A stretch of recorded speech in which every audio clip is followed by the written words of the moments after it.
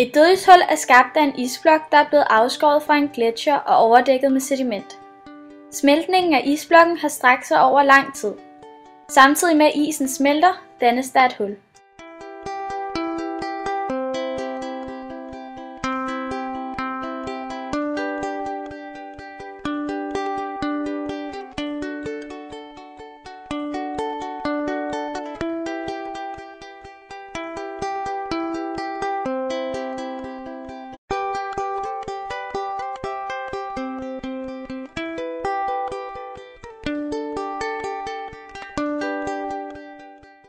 I perioder med varmere klima afgav den smeltende is store mængder smeltevand.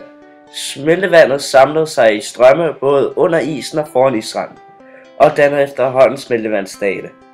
Ved isranden løb smeltevandet ned ud gennem store gletsjerporte og gravede dale i landskabet.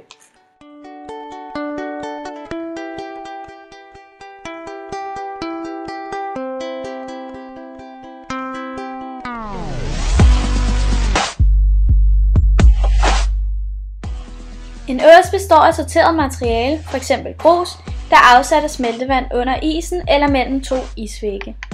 Når isen smelter, ligger åsen oven på den almindelige moræne som en pølse, der snor sig gennem landskabet.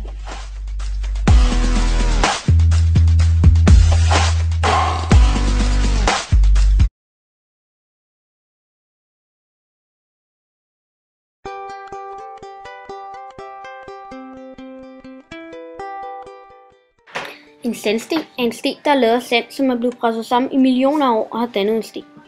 Navnet sandsten kommer af, at stenen er lavet af sand. Flintestenen er en sten, man ofte ser i Danmark. Den har tit hvide pletter på ydersiden. De hvide pletter er ofte lavet af kalk. Basalt er en magmatisk bjergart, som er dannet ud af størknet lava. Mange meteoritter består også af basaltisk materiale. Det jeg står med her er spættet basalt. Granit er også en magmatisk bjergart. Forskellen er bare, at granit bliver dannet inde i magmakammeret. Granit har tit en rød overflade, men findes også i andre farver. Det vi har her er kalksten. Noget der er specielt ved kalksten er, at det bliver ætset af syre. Derfor bruser stenen, når vi hælder saltsyre på. Kalksten findes mange steder i Danmark. Mange af jer har sikkert været uden for Møns Klint, hvilket er en stor klint lavet af kalk.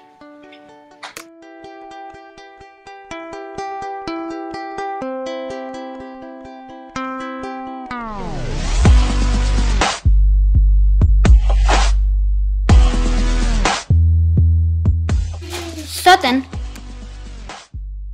Man kalder også kalk for kridt. Hvorfor? Se selv.